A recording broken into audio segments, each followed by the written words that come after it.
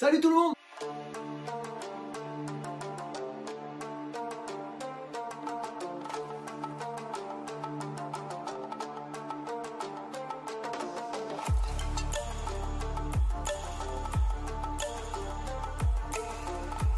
J'espère que vous allez bien. Vous avez été très nombreux à me demander une explication sur ce que j'ai à la maison avec des terrariums avec des vrais plantes. Et quelques-uns que je vous montrerai pas parce qu'ils ne sont pas terminés et ils sont en cours de projet. Bon, je vais pas revenir là-dessus. Je voulais juste donc vous présenter ce qu'il y a à la maison. Un terrarium Gecko à crête, arboricole planté, arboricole. Un terrarium paludarium pour mes Tribulonotus gracili, mes petits 5 crocodiles. Et ici, là, vous avez le terrarium paludarium, donc pour mes petites grenouilles Horatus camouflage. Vous m'avez beaucoup demandé parce qu'il y a une façon de faire. Bon, après, je vais faire énormément de tutos sur les trois qui sont là. Celui-ci étant le plus ancien, celui-ci, je crois qu'il a 7 ans de mémoire. Et je l'avais refait et tout. Donc voilà, ça fait, je crois que ça fait 4 ou 5 ans que je le montre en vidéo. C'est vraiment le terrarium, voilà, c'est mon premier essai. C'est... Voilà, de toute façon, je vais vous montrer en gros plan ce que j'ai fait à l'intérieur. Ce sera beaucoup plus simple. Parce que c'est vrai que il y a paludarium, il y a terrarium arboricole, il y a terrarium arboricole, il y a terrarium planté. Et c'est vrai que moi, j'ai les trois chez moi. Donc l'avantage, et c'est vrai que... Alors, je l'ai dit dans plein d'autres vidéos, vous n'êtes pas obligé de mettre des bêtes à l'intérieur. Ça peut être très très bien des, entre guillemets, des objets de décoration. Je suis allé chez des gens où les terrariums, il n'y avait rien à l'intérieur à part des plantes. Et c'est tout aussi beau. Vous n'êtes pas obligé de mettre des bêtes à l'intérieur. Si vous dites, ouais, moi, je sais pas quoi mettre à l'intérieur, et vous vous lancez pas dans un terrarium arboricole tropical, il y a tellement de mots. Je vous dis franchement, si vous avez envie de vous faire plaisir, avoir quelque chose de joli, avoir quelque chose d'esthétique, à mettre dans votre salon, dans votre chambre, dans l'entrée ou ainsi de suite, franchement, lancez-vous parce que déjà, c'est un beau projet. Je vais vous montrer juste après parce que j'ai un projet de 2 terrariums de 45-45 par 90 à faire. Donc avec tout un système de brumisation. Je ne sais pas si je mettrai un système d'aspersion style Rainforest ou autre. Mais en tout cas, ce que je vais mettre à l'intérieur, ça va vous plaire et je vais mettre une brumisation avec un système que ça fait un petit moment que je réfléchis à ça, je vous expliquerai après. En tout cas là, pour ceux qui découvrent mes vidéos, là on est sur un terrarium, je vais vous montrer plus près. Donc sur un terrarium de 120 par 45 par 45, donc entièrement protégé. Ça c'est mon petit truc à moi, ça. C'est pour les terrariums si vous n'avez pas envie éventuellement de mettre du BTS, hein, donc des blocs de tourbe, ou si vous n'avez pas envie de mettre du Xaxim. Moi je suis pas trop pour le Xaxim, j'aime pas trop ça. Enfin bref, après chacun son truc. Donc voilà, vous voyez ce que ça donne. Alors je suis désolé pour l'éclairage, ça fait un petit reflet. Mais voilà, donc là j'ai essayé de laisser le plus naturellement possible parce que l'espèce fait que ça creuse. Donc si je mets plein de plantes au sol, plein de mousse au sol ou plein de clous, ils vont tout me retourner et ça sert à rien. Donc moi je laisse la nature se faire. Donc le pied de départ il est là, avec un poteau, vous voyez on peut aller jusque là. Il y a une racine là. Donc si j'ai envie de couper ici et de replanter ailleurs, je peux parce que la racine elle est sortie. Je ne mets pas la pompe en marche parce que c'est un peu gênant avec la vidéo, mais voyez ce que ça peut vous donner, quoi. Voilà. C'est super sympa, c'est visuel. Après, vous pouvez mettre toutes les plantes que vous voulez. Je trouve ça vraiment hyper top. Ensuite, je vais vous montrer, parce que franchement, vous vouliez tous mes terrariums plantés, arboricoles, paludarium et tout ça. Donc ensuite, on passe sur le terrarium des dendrobates, ou paludarium, hein, bien sûr. Donc avec le système, il y a juste une petite précision que je vais vous faire après. Avec... Donc là, on a un peu de tout. Je laisse vraiment un peu fouillis. Je pourrais l'entretenir, mais j'aime bien comment c'est. Je sais pas, dites-moi vous dans les commentaires si vous le trouvez sympathique. Je sais qu'il y a des gens qui aiment bien que ça soit ordonné, rangé, propre et tout. Moi, j'aime bien que ça soit un peu fouillis. Peut-être que le prochain, je le ferai. Donc voilà, c'est une plante. Ça, je vais juste vous expliquer une chose. Ça, c'est une plante à l'origine qui vient de là. Celle-là, là. Elle vient de là à l'origine. J'avais juste une petite bouture, regardez, aujourd'hui. C'est-à-dire que là, aujourd'hui, je vais pouvoir couper ici et ici, et j'ai déjà 2 nouvelles bases, 2 nouveaux rejets. Donc c'est vraiment top. Ah bah j'ai même un morceau qui est sorti là, je sais même pas comment. Alors je sais pas d'où ça vient ça. Alors ça veut dire que cette plante-là, elle a fait un rejet qui est passé sous la branche, qui est passé sous la mousse, et maintenant j'ai un rejet ici, qui est passé vraiment tout en dessous. Hein. Voilà, donc ah bah, j'en ai encore un là. Vous voyez, je découvre tous les jours. Et j'arrête pas de tailler, et il y en a encore un derrière là-bas.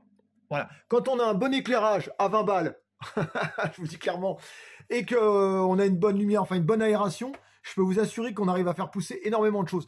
Alors je vais juste vous montrer parce que souvent des gens me disent ouais, il y a une différence au niveau de ta mousse. Eh ben non, pas du tout, c'est exactement la même. C'est-à-dire que là, vous avez comme l'eau suinte beaucoup plus fortement de ce côté. On a une mousse un peu visqueuse ici qui s'est créée. Et de l'autre, ah coucou toi. Voilà. Et hop, excusez-moi. Et de ce côté, on a ici une aspersion. Donc puisque ici j'ai avec des bus, donc j'asperge 6 fois par jour. Je pulvérise plutôt 6 fois par jour. Donc avec 6 buses. Et regardez un peu la différence. Moi, je préfère cette texture-là. Je ne sais pas ce que vous en pensez. Dites-moi dans les commentaires quelle texture vous préférez. Il y a ce côté-là, on dirait plus côté aquarium, mais sans la mousse qui flotte. J'ai même des petites choses qui poussent à l'intérieur. Enfin bref, c'est marrant. Et voilà, ici, vous voyez, ça a commencé à pousser parce que ici, j'ai enlevé, j'avais trop de plantes, c'était trop fouillis. J'ai enlevé et je me suis dit, je vais laisser la nature faire, entre guillemets. Et voilà, maintenant, j'ai toute une espèce de touffe qui commence à pousser. Et moi, mon but, c'est que cette touffe recouvre cette partie ici. Voilà, c'est pour ça que j'ai enlevé une partie de ma mousse boule, parce que j'ai vraiment envie que la mousse recouvre, ça soit un peu plus naturel. Voilà. Ensuite, je vais vous montrer de l'autre côté. Hop, voilà. Donc ici, voilà, c'est pour vous dire, c'est que des rejets. Regardez, franchement, si on entretient bien, si on aère bien, s'il y a tout ce qu'il faut, ça, il n'y a aucun... Franchement, vous pouvez, n'importe qui peut faire pousser avec un bon éclairage, une bonne pulvérisation, peut faire pousser beaucoup de choses. Vous voyez, à l'origine, il n'y avait rien là, tout, c'était que du bois. Vous voyez, tout a été recouvert. Ça descend même sur la mousse boule. Et voilà, ça passe par ici. Ici, regardez, ça a poussé sur le bois. Donc voilà, et je vous dis, là, on a des bromélias. Rejet. Enfin, il y en a un peu partout. Ça, c'est un petit morceau que j'avais coupé. Il y avait, ça faisait quoi, 3 feuilles à l'intérieur. Voilà. Maintenant, on a... C'est bien parce que, indirectement, ça va me permettre de, lorsque je vais attaquer mes autres paludariums, de me refaire... un petit stock de plantes et que je vais pouvoir replanter de reposer parce que ce sont ce qu'on appelle plutôt des épiphytes, donc on les met pas en terre. Moi je les pose simplement, ils sont vraiment, vous voyez, si je veux les sortir je les sors, ils sont juste posés à des endroits, là c'est juste posé, vous voyez, c'est pas vous voyez, hop, c'est juste posé. Toc, je mets ça comme ça et je laisse faire les choses. Hop, voilà, donc j'en ai mis une là, donc voilà, donc ça c'est vraiment quelque chose de simple à faire. Alors, il est très, très touffu. C'est sûr qu'il faut que je fasse attention parce que le fait est que, vous voyez, comme là, par exemple, le simple fait que les feuilles recouvrent la mousse, bah, ça commence à noircir un petit peu. Donc, il y a moins de lumière. Donc, là, je vais tailler celles qui sont en bas. Je vais les enlever. Ça va permettre en même temps à la plante, au niveau du cœur, bah, de bien pousser. Ah, bah, je viens de le remarquer là, vous voyez. Et là, j'ai encore un rejet. Ici, il y a celle-là. Et elle m'a fait un rejet là. Voilà. Donc, celle-là, je vais pouvoir l'enlever. Voilà, ça c'est mon premier paludarium pour grenouilles. Il va y en avoir d'autres parce que je vais petit à petit vraiment forcer le rythme à en faire de plus en plus parce que je trouve ça trop beau, comme les petites pousses qui arrivent ici. Voyez, franchement, la nature, elle est magnifique.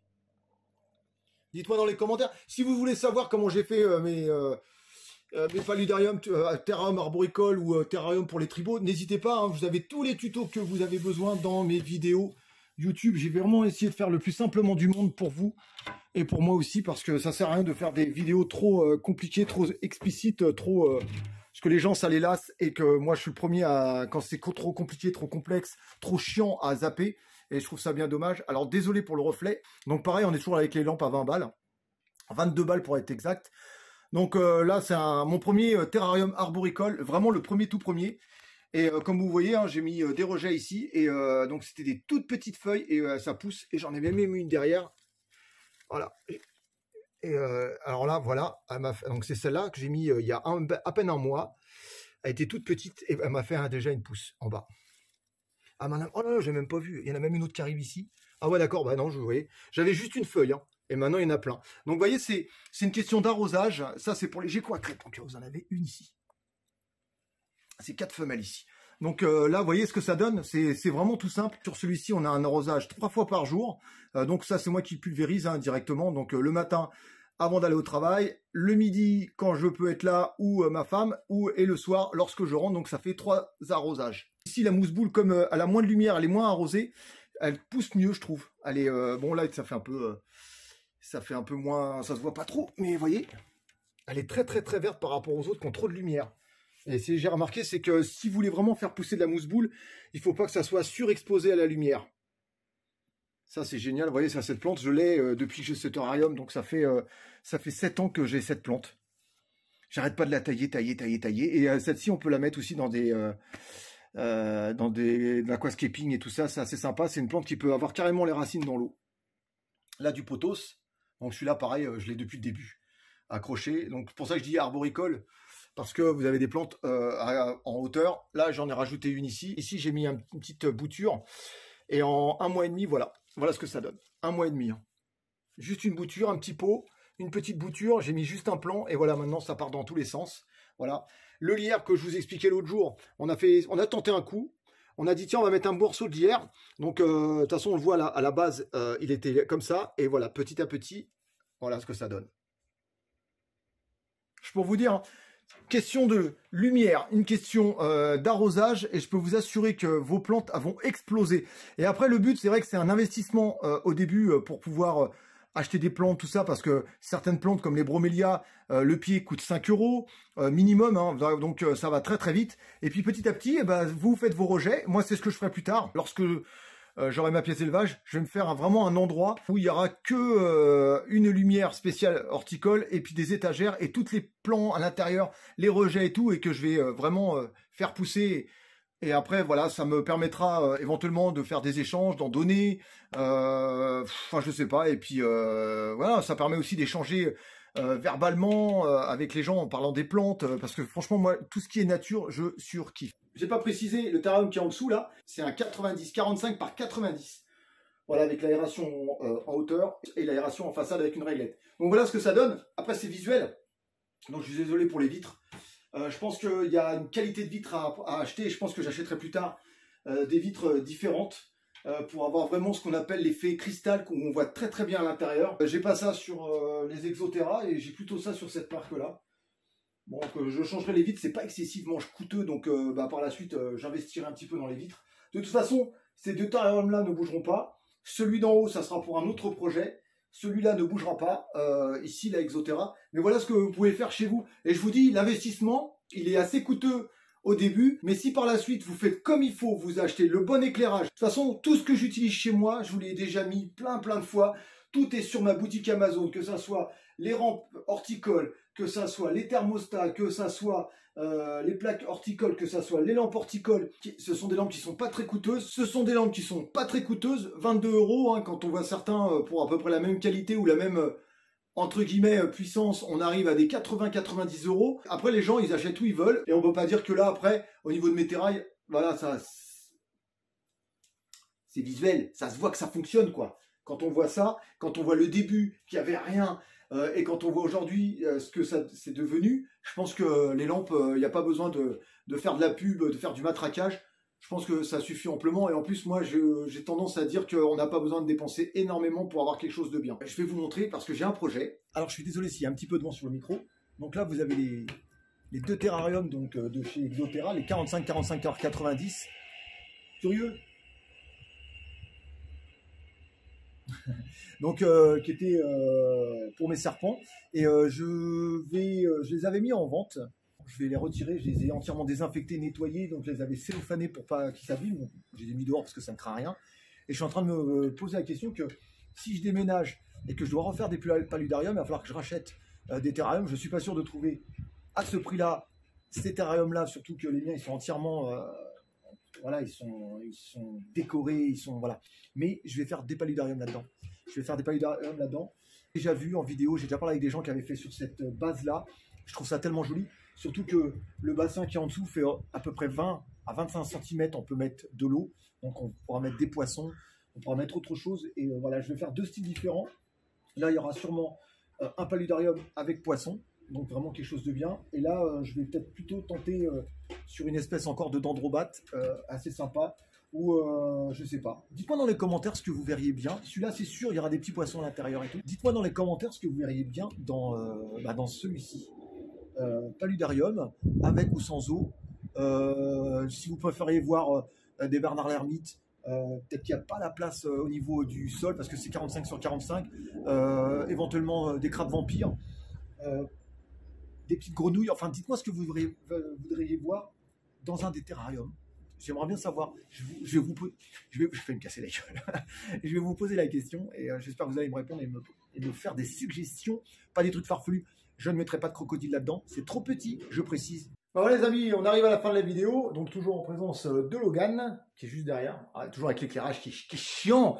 En tout cas, si vous avez des questions à me poser sur le palu, sur la terre arboricole ou le planter, n'hésitez pas à me les poser dans les commentaires, je me ferai un plaisir de vous y répondre. Sinon, vous venez sur Instagram directement, et ben je vous répondrai avec grand plaisir. N'hésitez pas donc à m'y rejoindre sur Instagram, sur Facebook, sur TikTok et sur Twitter, je suis partout. J'attends vos suggestions parce que j'aime bien voir ce que vous pensez voir, ce que vous aimeriez voir dans mon élevage. N'hésitez pas à mettre le petit pouce bleu, n'hésitez pas à commenter, et je vous dis à bientôt pour de prochaines aventures. Peace tout le monde, ciao ciao.